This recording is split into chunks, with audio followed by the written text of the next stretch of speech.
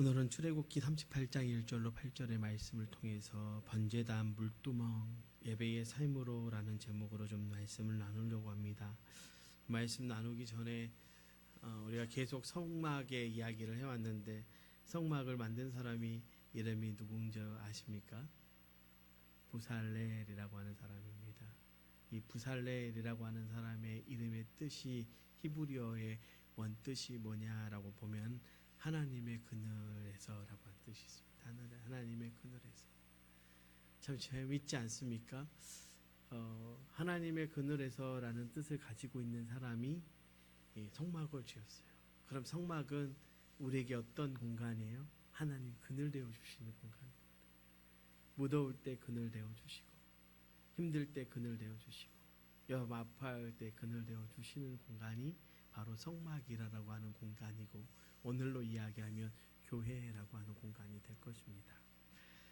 그런 의미를 가지고 조금 계속 성막의 이야기를 하면서 예배와 연결지어서 말씀을 좀 나누었습니다. 성막은 절대로 하나님을 위한 것이 아니라라고 하는 것을 계속해서 제가 말씀드렸던 것 같습니다. 이 성막이라고 하는 것은 하나님께서 당신의 백성을 위해서 베푸신 은혜이고 축복이라는 것이죠. 정말 하나님의 백성이 그분의 백성답게 살 수 있도록 주신 지침이 이 성막 안에 들어져 있습니다. 동시에 하나님께서 사랑하는 자녀들에게 주신 최고의 선물이기도 합니다. 축복입니다. 그것이 성막이고 예배입니다. 오늘은 그동안 성막 설교의 이제 마지막 부분입니다. 이제 다음 주부터는 지금 제가 계속 기도하면서 마음 가운데 있는 것이 사도신경을 좀 나눠야 되겠다. 이 시대의 사도신경의 이야기를 통해서 조금 우리의 믿음을 다시 점검하고 우리의 고백을 좀 점검해 봐야 되겠다는 생각을 하고 있습니다. 지난주에 말씀에 이어서 좀 보면 우리가 뜰을 좀 살펴보았습니다. 성막의 이 이야기는 가장 깊은 지성소에서부터 제가 시작을 했죠. 성소 그리고 뜰로 이렇게 전개되어져 왔습니다. 물론 백성의 입장에서 성막에 갈 때에 어떻게 갑니까? 뜰에서부터 시작해서 성소와 지성소의 방향으로 갑니다. 하지만 참된 예배의 이야기는요, 그 방향이 조금 다릅니다. 사람으로부터 시작해서 하나님 앞으로 올라가는 것으로 끝나는 것은 참된 예배라 하기가 할 수가 없지요. 그러면 가장 깊은 곳, 거룩한 곳까지 가야 예배라고 한다면 그저 이 성막은 하나님을 위한 공간으로 끝나버릴 것입니다. 진짜 예배는요, 그렇게 지성소의 깊은 곳까지 가는 것으로 끝나지 않습니다. 오히려 거기에서 주신 은혜로요, 온전한 축복을 받습니다. 그리고 삶의 자리로 힘있게 나아가는 것입니다. 다시요, 삶의 자리 그 방향으로 나아가는 것, 이게 예배라고 하는 것이죠. 예배자가 받은 은혜로요, 삶이 바꾸어져야 진짜 예배가 되는 것이죠.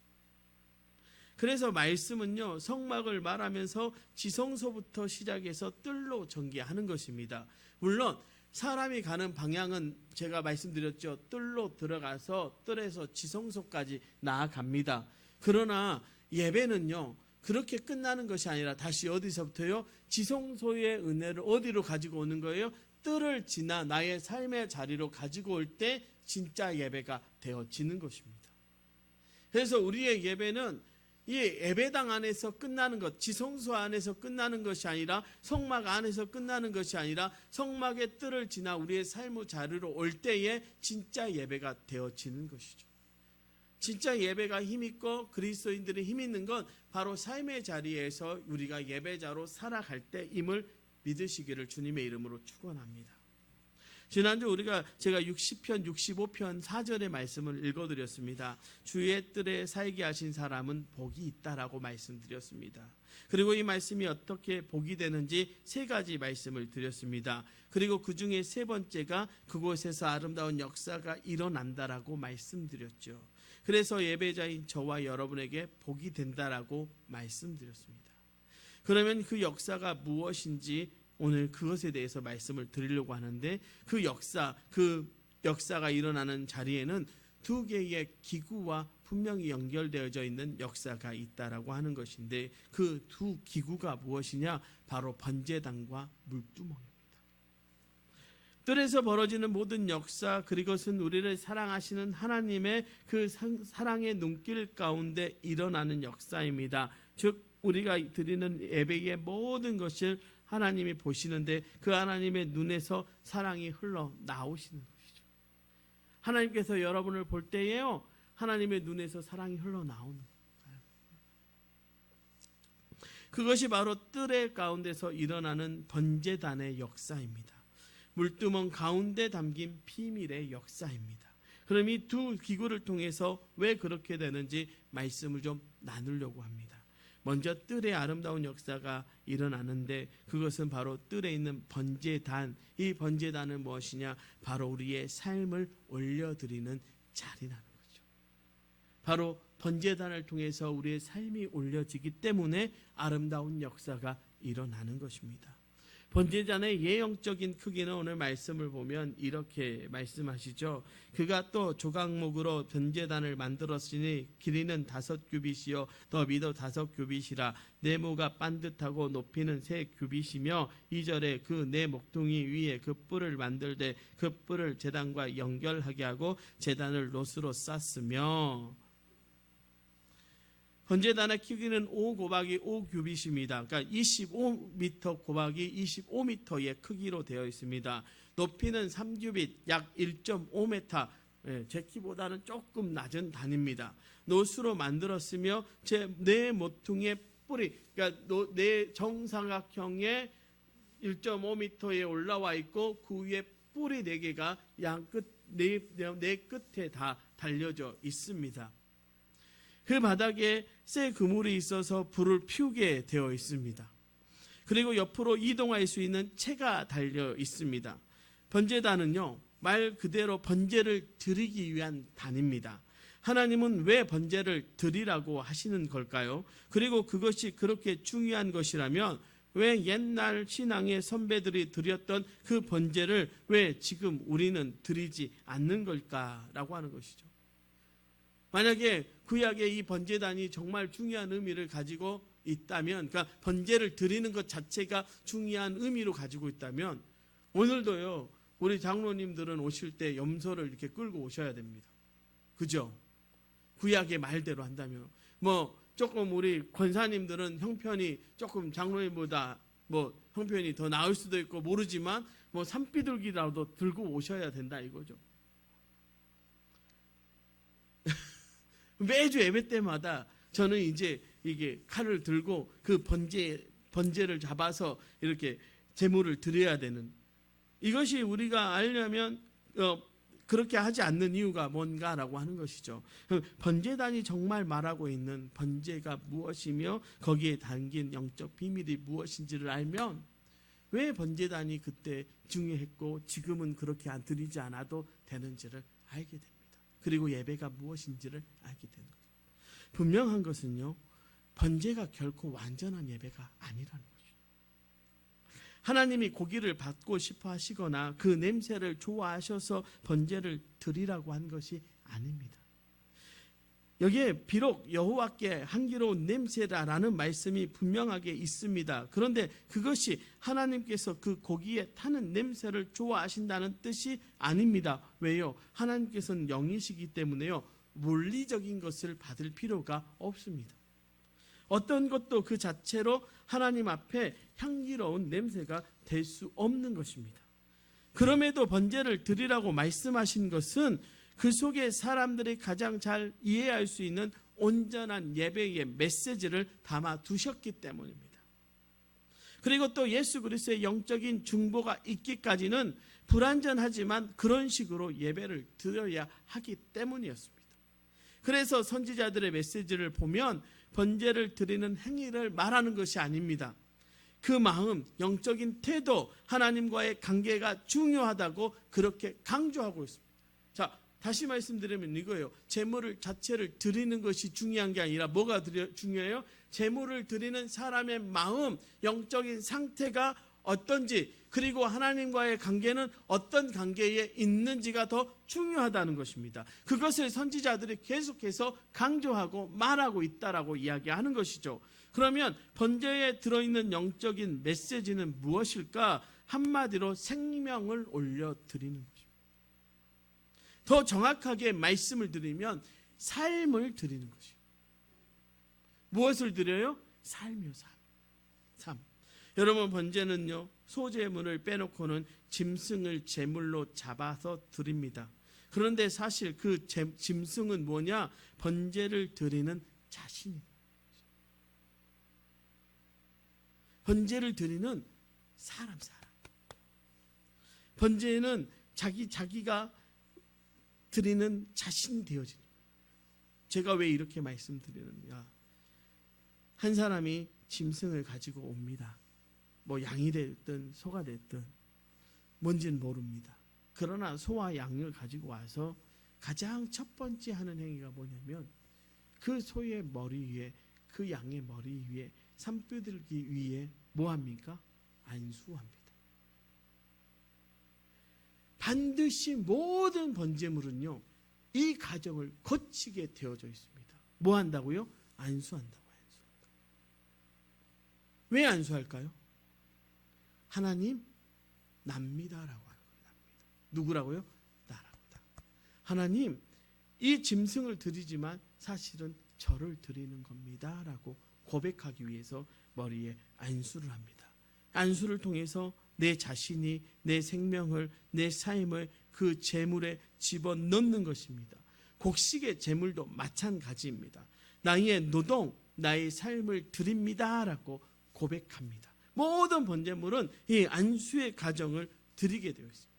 그리고 그 제물을 뭘로 태워요? 불로 태워드리는 것은 바로 자신의 삶을 하나님 앞에 올려드리는 것. 자신의 생명을 하나님 앞에 올려드리는 겁니다. 이래서 중요한 겁니다. 여러분, 번제라는 말의 히브리어가 올라입니다. 올라. 뜻이 뭐냐면 올라가다라고 합니다. 번제의 중요한 포인트는 태우는 데 있지 않습니다. 그 연기가 하늘로 올라가는 데 있습니다. 다른 것이 아닙니다. 내 삶을 태움을 통해서 하나님께 올려드리는 것, 그런 차원에서요, 예배는 언제나 올라가는 것이에요. 누구에게 올라가요? 하나님께. 그럼 여기 이 자리에 앉아있는 여러분의 삶이 예배 중에 누구에게 올라가야 돼요? 하나님께 올라가야 돼요. 여러분의 삶의 고백이 누구에게 올라가야 돼요? 하나님께 올라가야 돼요. 올려드려야 돼요. 삶이 올려드리는 겁니다. 그러니까 예배 드리러 오는 여러분이 지금 여기서 번제물 되어진다라고 하는 것은 내 삶을 하나님께 드립니다 하고 나를 죽이는 거죠. 내 생각도 죽고 내 뜻도 듣고 내 방식도 죽이는 겁니다. 세상에서 살아왔던 내 모든 것들이 하나님 앞에 먼저 죽습니다. 그리고 뭐예요? 하나님께 영광 돌리며 살았던 나의 삶이 하나님께 올려져 가는 것이죠.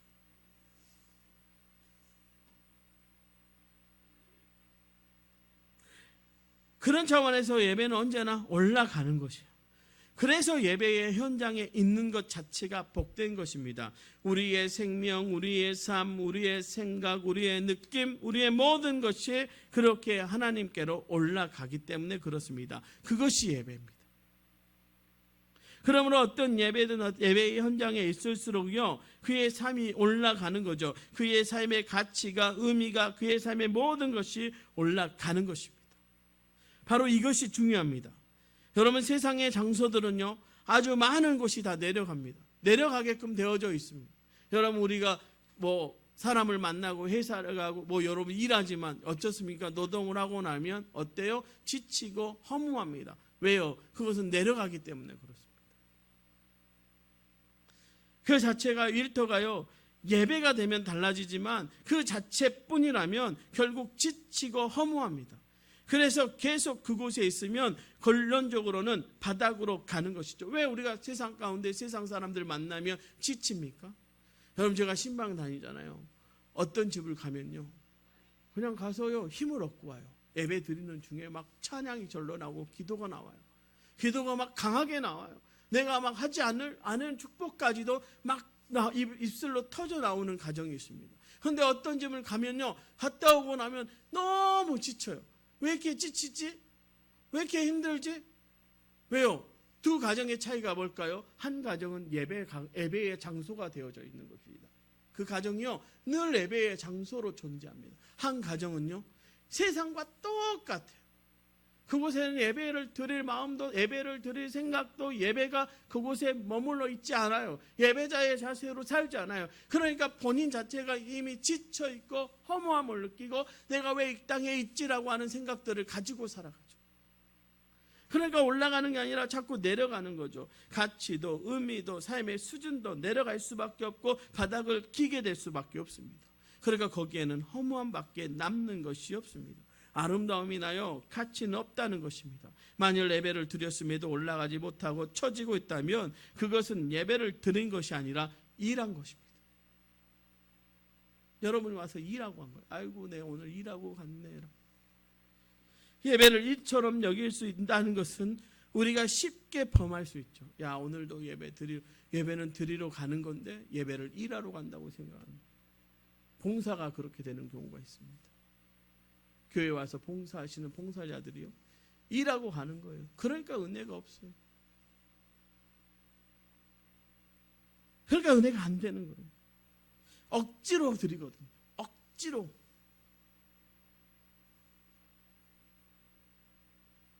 그런데 올라가면 어떻게 되는 걸까? 올라가면 살아나죠. 올라가면 살 수밖에 없죠. 행복할 수밖에 없죠. 그것을 중요하게 말해주고 있는 것이 번제단의 뿔인데요. 번제단의 뿔이 히브리어로는 캐론이라고 하는 단어를 사용합니다. 뜻이 뭐냐? 영광과 광채입니다. 여러분, 예배 현장에 있던 자들, 곧 예배를 드리는 삶은 자의 삶은요, 올라가는 삶이 되는데 결론적으로 그 삶의 영광과 광채가 드러나게 된다는 것이죠. 출애굽기 34장 29절에요. 모세가 그의 증거의 두 판을 모세의 손에 들고 시내산에서 내려오니 그 산에서 내려올 때는 모세는 자기가 하나님 여호와와 말하였으므로 말미암아 얼굴 피부에 광채가 나나 깨닫지 못하였더라. 여기서 나오는 광채가 바로 캐론이라고, 제단 뿔에 해당되는 단어입니다. 왜 모세의 얼굴에 광채가 났습니까? 그가 여호와와 말했기 때문에. 즉 예배를 드렸다는 것이죠. 바로 그 광채, 모세가 하나님과 함께 있었기에 얼굴에 났던 그 광채가 예배를 드리는 자, 예배의 현장에 있는 자의 얼굴에 나타나게 되어 있는 것입니다. 그래서 예배의 현장 주의 뜰에만 있기만 해도 여러분 복이 되는 것입니다. 그러면 어떻게 주의 뜰에 있는 자, 즉 예배의 현장에 있는 자에게 그런 광채가 나게 되는 것일까? 그 대답은 그 광채 곧 캐론이라는 말이 상징하는 것 속에 담겨져 있는데, 캐론은 뿔이라는 말인데 이것은 곧 권위와 능력을 말합니다. 그래서 광채가 나는 것입니다. 여러분, 사람이 정말 아름다우려면요, 뭐가 있어야 돼요? 권위가 있어요. 능력이 있어야 합니다. 능력이 아름다움입니다. 스데반이라고 하는 사람을 잘 보십시오. 그는 성령 충만했던 사람 아닙니까? 이 충만이 능력이거든요.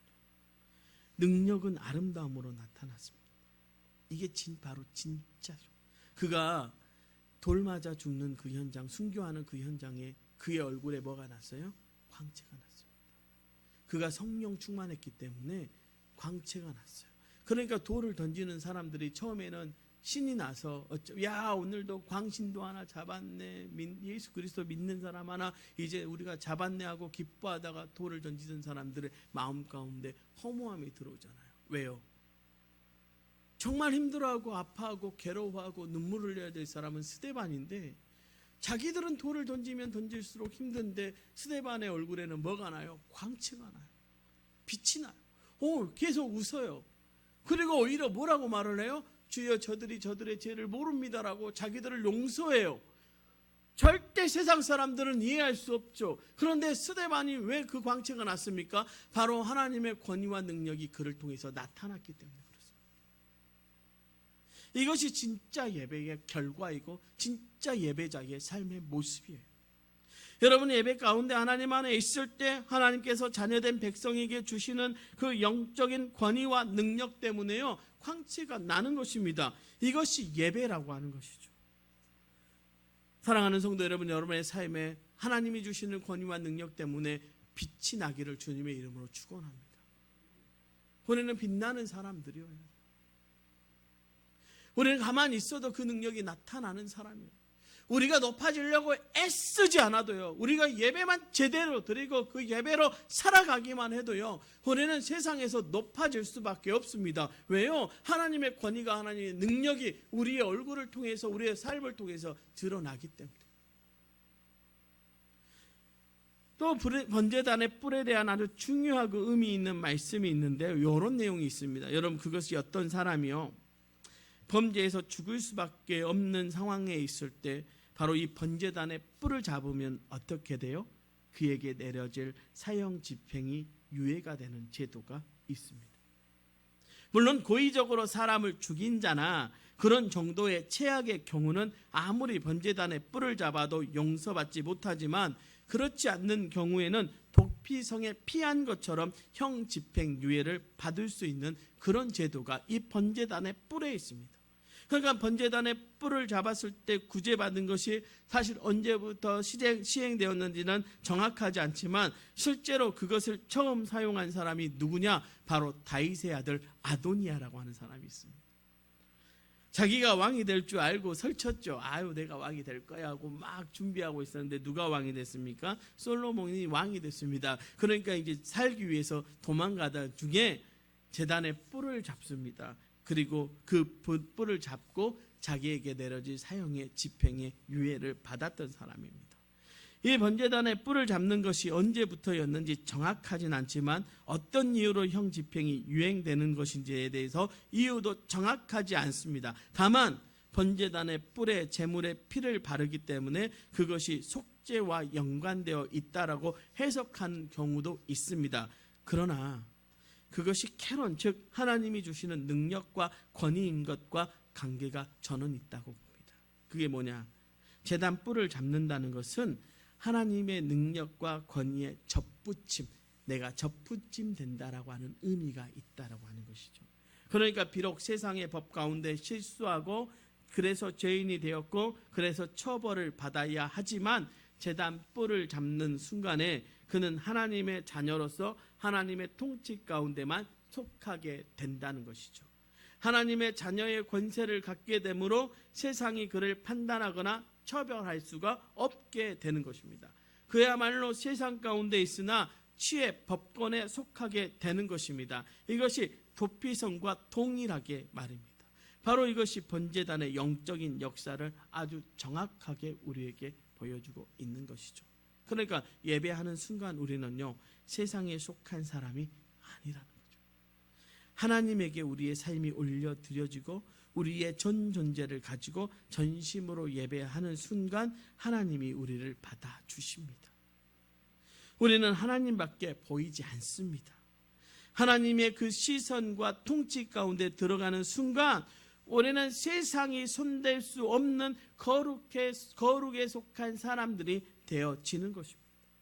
그래서 예배자는요, 세상이 함부로 판단할 수 없는 것입니다. 함부로 무시하거나 공격할 수 없습니다. 예배를 드리는 순간 거룩의 경지에 올라가기 때문에 그렇습니다. 다른 차원의 사람이 되기 때문에 그렇습니다. 바로 하나님의 권위에 붙어 있기 때문에 그렇게 되는 것입니다. 사랑하는 성도 여러분, 여러분이 예배를 드리는 순간 여러분은 번제단의 뿔을 잡는 사람과 동일해지는 것입니다. 그러니 세상이 여러분을 판단할 수도 없고 세상이 여러분을 평가할 수도 없고요. 세상에 속한 것이 아니라 여러분은 하나님께 속한 거룩한 하나님의 백성이 되어지는 것입니다. 그래서 예배가 중요하고 예배자가 되어지는 것이 소중한 것이고, 예배의 뜰에 들어와서 번제단에 우리를 드리는 것이 중요합니다. 사실은요, 이를 위해서 예수 그리스도가 우리의 죄를 다 짊어지고 번제단에 자기를 대신 드린 것이죠. 그러니까 우리가 굳이 이제는 번제물을 가지고 오지 않아도 거룩성을 입게 되는 것은 바로 우리의 모든 죄악의 문제를 누가요? 예수 그리스도가 단 한 번 그 번제물이 되어줌을 통해서 우리에게 허락해 주셨다라고 하는 것입니다. 이것이 바로 번제단의 역사, 거룩의 역사입니다. 여러분, 거룩은 세상과 분리해서 하나님께 올라가는 것이죠. 그래서 주의 뜰에서 일어나는 아름다운 역사, 바로 그것은 거룩의 역사입니다. 바로 우리를 드리는 거룩의 역사입니다. 날마다 예배 중에 여러분은 하나님께 드릴 수 있는 저와 여러분 되시기를 주님의 이름으로 축원합니다. 두 번째로 주의 뜰에서 일어나는 아름다운 역사는 바로 물두멍을 통해서 일어나는데 바로 성결이 임하는 역사입니다. 여러분, 이 물두멍은 그 모양과 크기가 정확하게 어떤지 알 수 없습니다. 솔로몬 성전에 있는 물두멍은요 12마리 소가 바치고 있는 높바다였습니다. 하지만 성막에 있는 것은 그것과 비교가 되지 않는 아주 작은 것이었을 것입니다.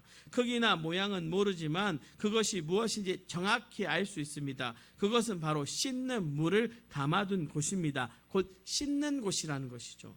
이는 성결의 역사를 우리에게 말합니다. 여러분, 예배의 현장은 바로 씻는 곳입니다.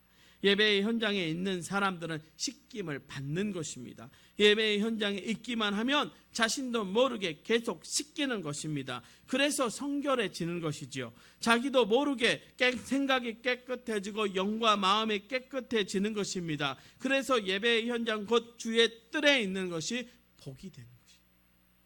그렇다면 무엇으로 씻기는 것일까? 바로 하나님의 약속과 꿈으로 씻기는 것입니다. 여러분, 이전에 꿈도 꾸지 못했던 아름다움을 바라보게 됩니다. 자신의 내면에 있는 하나님께서 주신 고귀하고 아름다운 것들을 드러내게 됩니다. 그러면서 여전히 나를 바라보고 계시는 하나님의 그 사랑의 눈길과 만지심을 경험하게 됩니다. 그리고 우리는 깨끗하고 성결하게 씻겨지는 것입니다. 물두멍과 관련된 말씀이 오늘 본문 8절의 말씀인데요. 이렇게 말씀합니다. 그가 놋으로 물두멍을 만들고 그 받침도 놋으로 하였으니 곧 해방문에서 수종드는 여인들의 거울로 만들었더라. 그 물두멍이 다른 것이 아니라 해방문에서 수종드는 여인들의 거울로 만들었다는 것입니다. 요 겨울의 재질이 아주 고급스러우니까 그것으로 물두멍을 만들었다고 할 수도 있습니다. 그런데 굳이 해방문에 수종드는 여인들의 거울을 드러내어 이야기한 이유가 무엇일까? 물론 그렇게 감동스러운 헌신한 이야기를 소개한 것일 수도 있지만, 그렇지만 더 놀라운 것은 바로 놋 거울과 물두멍의 이미지가 연결되어진다. 놋 거울은 여인들의 자신의 아름다움을 위해서 사용하던 것입니다. 그것을 하나님께 드렸을 때 그것이 하나님의 아름다움을 위해 사용하는 도구가 되는 것입니다. 다시 말씀드리면 자신의 얼굴을 비추던 그 놋 거울이 변해서 물두멍이 되었습니다. 그리고 거기에 물을 담가 놓았습니다. 그때 거기에 파란 하늘이 비추어지고 있었던 것입니다. 제가 좀 시적으로 표현하면 그렇습니다. 번제를 드리고 그 놋두멍 앞에 갔던 사람들이 보는 게 뭐냐면 저 하늘의 파란 하늘의 그 모습이 그 물두멍 안에 보여지는 것입니다. 예배는요 바로 이런 것이죠. 세상의 아름다움이 아니라 하나님의 아름다움을 추구하는데 하나님의 꿈이, 하나님의 기대가, 하나님이 나를 바라보시는 그 변치 않는 시선과 그 사랑하심이 나를 씻기면서 내가 그것을 보는 것입니다. 보혈로 우리가 씻겨지는 것입니다. 내가 실패하고 추하고 더럽게 나올지라도요 예배하면서 주 앞에 회개할 때 쏟아지는 그 눈물로 내가 씻겨지는 것입니다. 그것은 눈물이 아니라 사실은 하나님의 사랑입니다. 하나님의 은혜와 사랑으로 우리를 씻기는 것입니다. 여러분, 돌아온 탕자의 이야기가 그것을 잘 보여주지 않습니까? 여러분, 세상에서 돌아온 탕자의 모습이 어땠습니까? 옷은 다 찢겨졌고 더러워졌고 신발은 제대로 씻지 못했을 것이고 손과 발에는 때가 묻어 있었을 것입니다. 입에는 어쩌면 쥐염나무 냄새가 났을 것입니다. 아무리 닦아도 쥐염나무 그 돼지 우리에서 먹었던 그 돼지의 그 밥의 냄새가 그 입에서 떠나지 않았을 것입니다. 얼굴은 정상적이었겠습니까? 머리는 뭐 몇 달 동안 깎지. 저야 오늘 입안에서 멋지게 여러분 앞에 섰지만 탕자가 그렇게 하겠습니까? 그런 모습으로 막 달려가서 그래 내가 살 길은 우리 아버지 품밖에 없는데 내가 아버지 집에 종이라도 해야지 갔더니 아버지가 어때요? 둘 팔 벌려서 그를 기다리고 있는 거죠. 그러면서 꽉 안아줍니다. 아버지, 내가 너무 더러워요. 냄새나요. 내 입에서 더러운 냄새가 나고 내 온몸에서 돼지의 그 냄새가 나요. 아버지, 나 앉지마, 앉지마. 아니야, 아들아, 괜찮아, 괜찮아. 아들아, 내가 너 안아주는데, 내가 너를 안아주는데 괜찮단다. 괜찮아, 괜찮아. 내 품에 안겨라. 여러분, 이게 물두멍의 역사거든요. 우리는 더럽고 추한 모습으로 와서 거울에 비춰진 우리의 모습은 당장의 모습과 같죠. 세상의 때가 다 묻어져 있고 세상의 생각이 다 무너져 있고 세상의 모든 악하고 추한 것, 때로는 내 육체의 연약함까지도 끌어안고 나는 그 물두멍 앞에 섰지만 그 물두멍에 비춰지는 하나님의 두 팔 벌리심의 역사가 바로 드러나는 자리가 물두멍, 그 예배의 자리라고 하는 것이죠. 그가 여러분을 끌어안습니다. 괜찮다. 너희가 어떤 모습으로 와도 괜찮아. 내가 너희를 씻겨줄게. 내가 너희를 깨끗하게 해줄게. 내가 너희를 품어줄게. 내 품에 있으면 다 괜찮아. 아무렇지 않단다. 여러분, 우리 주님 예수 그리스도 보혈 흘리면서 흘려갔던 그 십자가의 자리가 그런 자리가 아니었겠습니까? 물두멍에 담긴 물은 하늘에 비친 물이고 그것이 바로 우리를 씻기는 것임을 우리는 알아야 합니다. 우리는 하나님의 꿈으로 숨깁니다. 우리 스스로의 노력으로 깨끗해진 줄 알지만 아니요, 여전히 사악하고 더러운 우리를 주님은 우리에 대한 기대를 포기하지 않으시는 그 하나님의 사랑으로 씻겨지는 것임을 저와 여러분이 잊지 않아야 할 줄로 믿습니다. 분명하게 말씀드립니다. 예배의 현장에 있기만 해도 영적으로 깨끗해지는 것입니다. 그래서 예배의 현장 그 주의 뜰에 일어나는 또 하나의 역사는 바로 성결입니다. 그래서 복이 있는 것입니다. 바로 예배는 이 두 가지의 역사가 일어나야 합니다. 두 가지의 역사는 바로 십자가의 역사이지요. 그래서 예배의 현장 주의 뜰은 십자가의 역사가 일어나는 것입니다. 그래서 모든 예배의 자리는 바로 갈보리, 즉 골고다입니다. 주의 십자가가 서 있는 골고다입니다. 여러분, 골고다에서 우리는 거룩해졌습니다. 골고다에서 우리는 성결해졌습니다. 왜요? 주님의 보혈 흘러갈 때 세상의 때 다 가지고 있던 우리는 거룩함을 덧입습니다. 주님이 우리의 그 더러운 옷을 벗겨 어떻게 해요? 거룩한 흰 옷을 우리에게 입혀주셔서 너희는 거룩하단다라고 말씀해 주셨고 거룩함을 인쳐 주셨습니다. 우리의 거룩의 증인이 예수 그리스도가 되어 주셨습니다. 그뿐만 아니라 우리를 깨끗하게 씻기셨죠. 세상의 모든 죄의 짐, 세상의 그 더러운 냄새들을 다 가지고 왔던 우리를 그의 보혈 흘러가서 그의 보혈로 깨끗하게 씻겨 성결하게 해 주셨다라고 하는 것입니다. 그래서 저는요, 주님의 보혈을 요즘 이렇게 말합니다. 하나님의 눈물이라는 거죠. 여러분, 하나님의 눈물이 여러분을 깨끗하게 씻겨주셔서 너희는 성결하다, 깨끗하다 선언해 주셨습니다. 이제 우리의 예배의 자리에 거룩과 성결의 역사가 일어나야 할 줄로 믿습니다. 사랑하는 성도 여러분, 우리 날마다 예배의 자리에 서십시다. 우리 날마다 골고다 그 갈보리 주님이 우리를 부르셨던 그 자리에 서십시다. 그리고 날마다 나와서 여러분의 삶을 하나님께 올려드려 거룩함을 덧입으십시오. 그리고 하나님의 은혜로 날마다 씻겨 성결의 축복을 누리십시오. 우리는 이러한 주의 뜰에 살고 있는 사람들입니다. 그래서 예배 때마다 거룩과 성결의 역사를 누려야 할 줄로 믿습니다. 그럴 때 우리의 삶이 아름답고 복될 수 있습니다. 사랑하는 성도 여러분, 한 주간 우리를 거룩하게 하고 성결하게 하는 예배, 그 예배의 자리에 여러분의 삶을 드리십시다.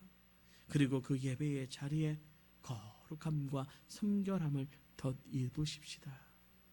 주님의 보혈, 그 하나님의 눈물이 여러분을 씻기고 깨끗하게 해서 거룩한 백성으로 세워주시는 그 복된 인생 되시기를 주님의 이름으로 축원합니다. 기도하겠습니다.